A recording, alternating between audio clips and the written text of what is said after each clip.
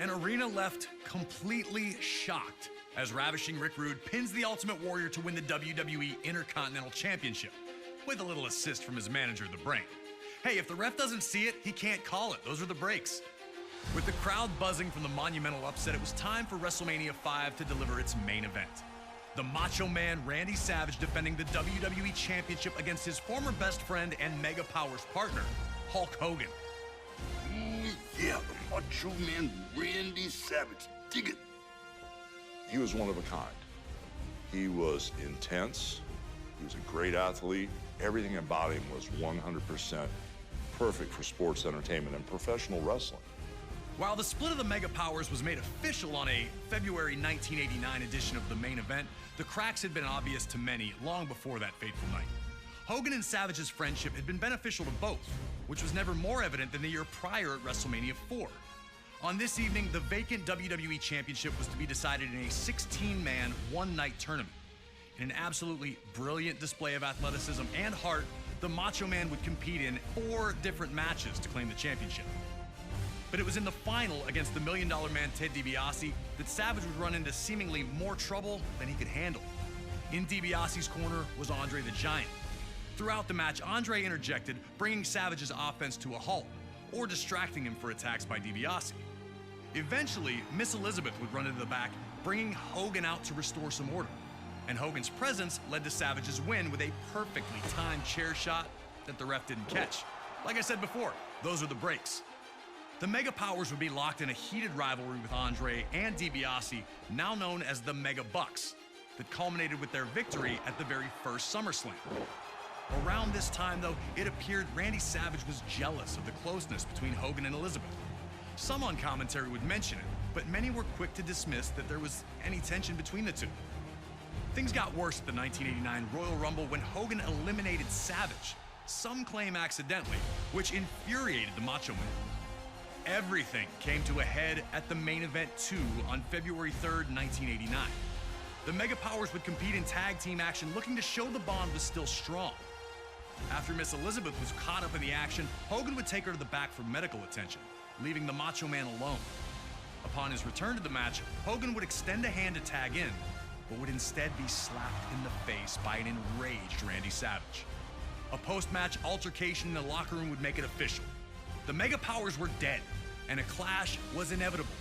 Soon after, Hogan would lay down the challenge for WrestleMania 5. In a final twist, Miss Elizabeth would side with neither man, insisting that she'd be ringside in a neutral corner instead, offering to help either if they needed it. We were able to sit down with Hulk Hogan to talk about the night the Mega Powers exploded. The lines were so blurry between reality and what we were trying to accomplish. He was madly in love with his wife, Elizabeth, for real. He was madly jealous for real. Leading up to it, you know, when she was managing him or managing me or couldn't depend on who she was going to manage, it made him crazy. I just didn't know what type of abuse I was in for, so it was a little nuts. He was there to go, and he pushed the gas pedal down really hard on me in that match. Once you became a Macho Man fan, that was the only thing you could think about. His look, just the way he carried himself, I had nothing but respect for him. It's always so great to hear from the legends themselves when it comes to these unforgettable WrestleMania moments and matches. Thanks again to Hulk Hogan for his time. Now, let's get you into the middle of an intensely heated WWE Championship match where the world would watch the Mega Powers explode.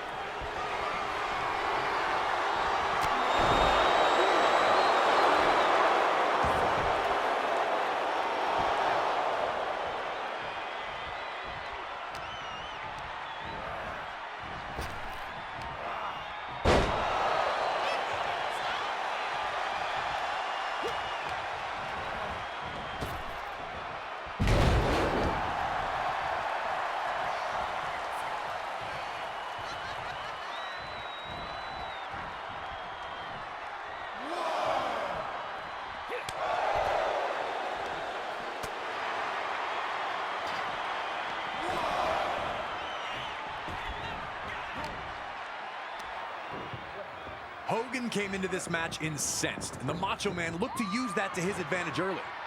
With months of payback heading his way, Savage was evasive and defensive to the bull rush tactics of Hogan, appearing to frustrate the challenger. Hogan had a look in his eye that night. You could tell he wanted to hurt Savage, and Savage also wasn't shy about using Miss Elizabeth to his advantage, flagrantly bringing her into harm's way to stop Hogan in his tracks. Savage was playing by nobody's rules but his own, and if Hogan was going to get any revenge, he'd have to find a way to keep his own temper in check. Savage was showing early on that his approach would be as chaotic as possible, and now a once rampaging Hogan had slowed things down, looking to restore some order. The Macho Man's actions sent a clear message that anything goes and anyone would be fair game.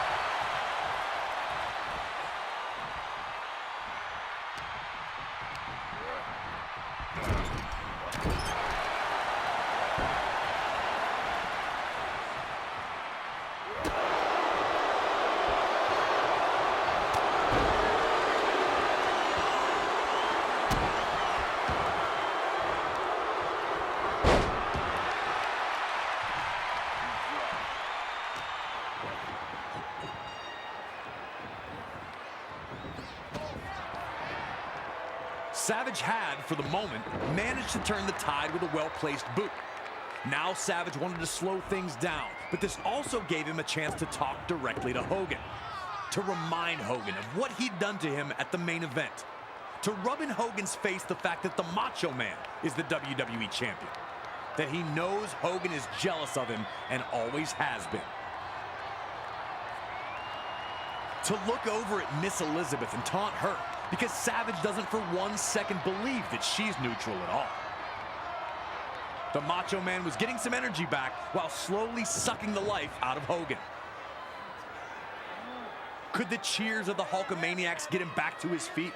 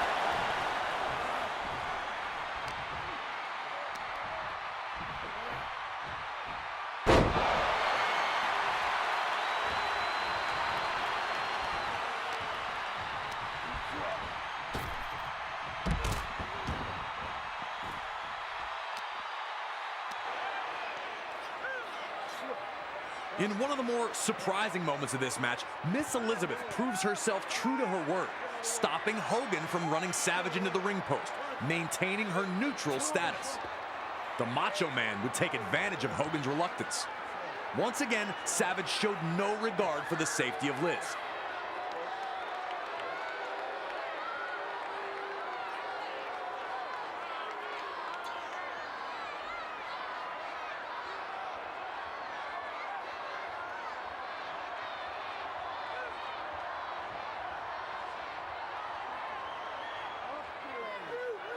Fed up with her presence, Savage would insist to the referee that she be removed, and she'd be escorted back to the locker room.